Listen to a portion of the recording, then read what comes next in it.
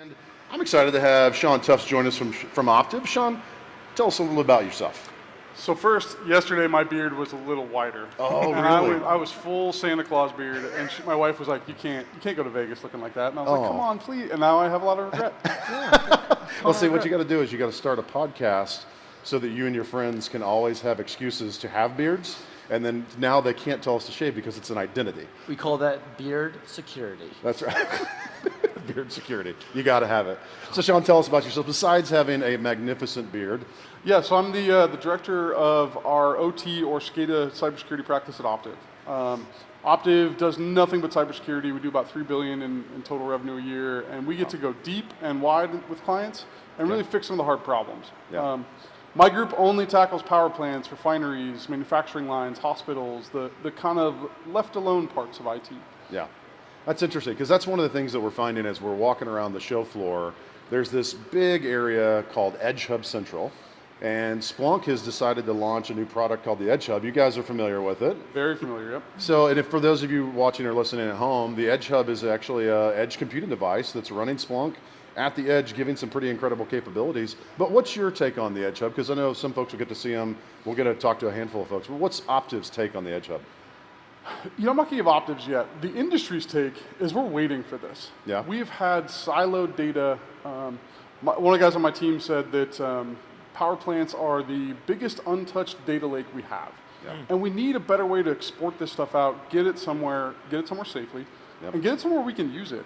Right now, if you're in a manufacturing plant, and an operator, someone with a hard hat, someone with steel-toed boots, they're hammering their computer and they're isolated right there. And their whole world lives there. And we could be doing better data analytics, we could be better cybersecurity, better physical security if we abstract all that to the right location, right? Which would be something with a little more juice than a Windows 97 machine, right? Can't imagine why you hate Windows 97, maybe the best Windows. Arguably the best, still like 30% of our operating systems in the OT world. Really? Yeah. Most of our critical infrastructures run on that box still. Which is wild. So that's an interesting sort of world that we're sort of opening up our eyes to, which is this operational technology, like this, as you said, this untapped data source. But I have to imagine that the same kinds of things that we're worried about in a physical operational world are the same kinds of things we're worried about in a digital sort of service around making sure that they're secure and up and running as expected. Yeah, and I think that the issue that changes is just how we think about data. Because we're not so concerned about privacy, about credit cards. I was going to make my team shirts that said, I don't care about your credit card. Marketing did not like that. What we're concerned about is uptime. That's it. We want to be able to log into this facility. We want to be able to turn the power plant off. We want to be able to kickstart food production, all that kind of stuff with limited interruption. Yeah. We know if we're making breakfast cereal, we know what the breakfast cereal is. It doesn't matter, right? Sure, we can lose some intellectual property and things like that are serious, but we care a lot about uptime in OT. And it's health and safety. Health and safety as well. We got to keep our operators safe. Yep. So we at the Big Data Beer team, we love a good use case. And I think we love some of the more obscure kind of ones you don't hear before. Yes. We've heard a lot, and there's a lot of awesome use cases here that we're hearing at Conf, but I heard that you're doing something with Splunk and a chicken coop. Yes. Okay, I want to hear about this. We've deployed the Edge Hub to secure 22 chickens in my 8-year-old's chicken coop. Okay. And I think that might win the award for most obscure use case. Yeah. Why? I've always been really interested in this boundary between physical security and cybersecurity. To date, we haven't really touched it. We haven't really played around and consumed facial recognition at volume inside of something like Splunk. Sure, we're doing it here and there, but I would say on the whole, it's a big opportunity to expand intelligence. Yeah. Dragos put out a stat that said, a partner here, like 75% of the ICS hacks have a physical security component. Yeah. Wow. So when the Edge Hub got sent to me, I pulled it out, and I'd heard the pitches. I was like, yeah, this sounds cool. Okay, I get it. I plugged it in, and I started seeing temperature right away, and pressure and humidity, and I was like, I get this. I know exactly what this is. Yeah. And the same day, one of my chickens died because it was too hot. So my 9-year-old is weeping, my 5-year-old is weeping, and I'm sitting here thinking, I've got a temperature sensor that is the best in the world. Let's go use this. So that was how the use case started. Pretty awesome. I've heard. I gotta ask. Did you lose a chicken? Chickens have been lost, yes. We have been running video in the coop for longer than I want. If you want to see, not the whole video, but the start of one, we do have a clipped version of it, yeah. That's a YouTube channel right there. I would watch that. Yeah, we'll have to link that Chicken in the snuff films? show Where are we notes. going here? Now, one thing that you mentioned too was talking about combining security, physical, and operations data, and that's really slick. What did you learn across that? What did we learn? That's a great question. I think we learned we can put more correlations around security data. Security, we think all about network, all about endpoint, all about cloud, all of those pieces and parts, right? What I think we found is, hey, let's tag that in. You got a malware alert? Let's see who else entered this facility that we don't know who they are. Okay. Let's see where they came from. What kind of car were they driving? Were they at the same facility 3 days in a row at our 3 neighboring sites? I think there's a lot more we can have from an incident responder toolkit if we crack open the physical side and we start to see what's happening on the ground. We think cyber is all digital, and I think that trend is just starting to see that waver a little bit. Yeah, it's interesting because I think like you said, marrying that operational technology, those what have been blind or dark spots, right, in our understanding, and as we said, like the incidents, the goals of what operational technology is trying to do is keep things up and running securely, right? We're trying to make sure that the operations execute as expected. But one of the things that's challenging is like, you know, a lot of technology executives are hearing, oh, we have to have AI, we have to have AI, and you mentioned one that I think is kind of interesting, which is like, you can actually do AI at the edge with a camera without having to send all of that, like that massive video feed, right, which is a large amount of data. You don't have to send all that data back across a wire and churn through that data. If you can process it at the edge, you can actually get the event data, the things that are interesting, out into something like Splunk. So how is Edge Hub helping you and the Optiv team deploy that AI at the edge in meaningful ways? It's federating the two worlds. It's really having the carpeted side with the digital side and starting to blend those together so that you've got one dashboard and you can quickly dip into a site and dip out. Yeah. You can quickly find the data you're looking for without combing through libraries of locations and offices and filters and people. Yeah. You can say, hey, who was here? We know we have an Edge Hub on site. Cool. Yeah. Let's see what else is around it.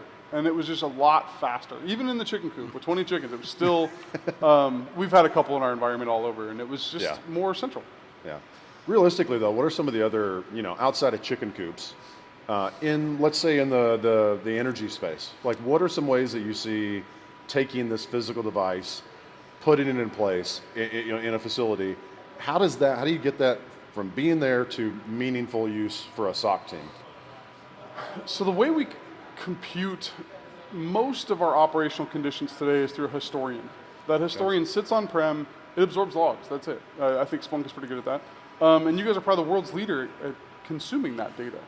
So number one, we can do that today from a historian perspective and start to churn through that data, but also make it very specific to the site. So when we're talking about a process line, right now, let's say you're making, pick a food. Let's take beer, right? We like beer. We like beer? Okay. Yes, we like There's beer. a strong correlation between beard and beer. Not wrong. Well, because at the age of 30, men have to decide, are you going to be into craft beer or World War II history? I think is one of those. You got two on me. Smoked meats. Or barbecue, yeah. Smoked meats. Oh, no. Yeah, it's a distant third, yes. So with that historian data, it lives there. And if you're making and processing beer and it's going through your system, you've got a kettle full that's as big as this room. Yeah. And the conditions are going to change. And if someone's not seeing the red light or the green light turn to red, they could miss that dump and have to flush the whole entire beer vat. Yeah. So we can put an Edge Hub sensor right up next to it, put as many sensor data all over that tube that we want, and start to consume that better, faster, more centrally, with more eyes on it. Yeah. That's the thing. Single points of failure with humans is dangerous. For sure. Sometimes physically dangerous, sometimes just you're going to waste some money. Let's get more sensors out there. Let's find more places to pull that from. Okay. So, in addition to chickens and beer, like where else have you all done this? Like, what are some other examples of where you guys have helped businesses do this? Right now, there's a big push in the heavy industry side of telemetry. Okay. We just don't know what we have yet. If you asked any large-scale CISO of a 300-plus facility environment, you said, hey, how certain are you have SolarWinds here? We did this exercise, right? It was hard. Well, that gets infinitely harder when you start talking about, hey, what do you have from General Electric here? Oh, we have no idea. Yeah. And if you ask those questions, they're pulling purchase orders from 1985. They're pulling spreadsheets. Our network maps in critical infrastructure are still very much on the wall. And then if you want to re-IP something, you put a Post-it note with the new IP address on it. It's a real thing. It's a real thing. It's most common.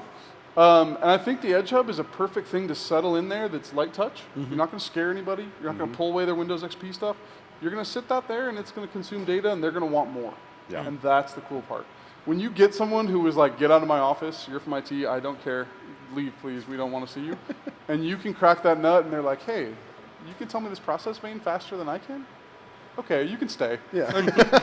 You get a permit. It's funny how if you add value to those asset-intensive sort of operations, you get a seat at the table. Because as you said, like flushing a giant vat of beer is one thing, but talk about heavy industry. Like you have these, I've done work in the past with companies like Komatsu and Caterpillar, and these massive trucks are in operation, and anytime you have a large piece of equipment like that go down, it's legit millions of dollars in lost operations to achieve that. And the connecting those, like that's not something that you're the people that are already good at dealing with event triage and going and investigating. After we've detected something, that we investigate it, and then we go remediate it, and then we do a good job of like, okay, now we know what to look for. We can automate some of that using tools.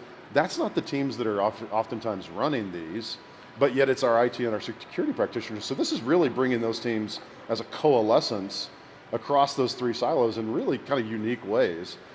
I'm curious to you, like from your team, what's the challenge there in getting that from a people and process perspective, less about technology? From a people and process perspective, we got all the Luddites. We have 100% of the Luddites in IT live in OT security. They just don't want to change. They don't want to change. Yep. Because there's great risk to it, right? Sure. For them, there's nothing but downside for them. If you come in and change a process vein, it's going to be at a minimum 2 days of downtime for them. Or they just have to fuddle through a new system, forget a login, reset your password, that's a whole disaster. So for them, it's strictly a trust issue. It's, are you going to bring me the best tool in the world, but then take away all my tools? Because of a mistake, because of a unaware obsolescence. Yeah. And there's a lot of dominoes inside of these OT facilities where you change one and the thing doesn't work right. Yep. So there's just a lot of brittleness in some of the work we do. Yeah. So getting over conceptually that hurdle. And one of the biggest problems we have is that when you talk to a person in a hard hat, they want to be cyber secure. That's their second goal. They want to go home safe and they want to be secure. So that's not out of scope. Yeah. You just got to bring it to them on their terms. So the analogy we've been using is a sports one. The security suite gets to pick what game we play. We can pick patching, telemetry, edge, whatever we want to do. We get to pick what game, but they get to pick where and when we play it. Yeah. So they have their patch cadence, they have their outage windows. You're not doing that on December 24th for a retail company, right? You're going to find the right time. Yeah. Find the right cadence, work on their schedule. So we've been working through that. I dig that, man. Well, it's been a fantastic conversation. I encourage the folks, if you're in person here at Splunks.conf here in Vegas, I definitely encourage you to go check out the Edge Hub because not only is Sean and the Optiv team showing how you can bring intelligence to a chicken coop, and candidly, serving the value of easily the most important customer, your children. So good job. But they've been excited to play with the Edge Hub. They've really enjoyed it, actually. They're like, what does this mean, Dad? Yeah. What's humidity? And I was like, okay. There's so many lessons we can learn here. But candidly, the lessons we can learn on bringing operational technology and the data from those operations into our security environments, into our resilience story overall, especially in those heavy industries where the assets are quite intensive, outages mean something. It's definitely an interesting piece of technology to close the gap, break down the silos, push this idea of AI to the edge. So thanks for your awesome story on chickens. Hopefully you don't lose any more. We can keep the fox out of the hen house. I just hope it doesn't happen in the next 2 days. That'd be a disaster. Well, thanks everybody for listening to this Big Data Beard podcast live from Splunk's Conf 23. Please make sure and follow us on YouTube and on LinkedIn because we'll be having a lot more episodes here in the next week. Thanks for joining.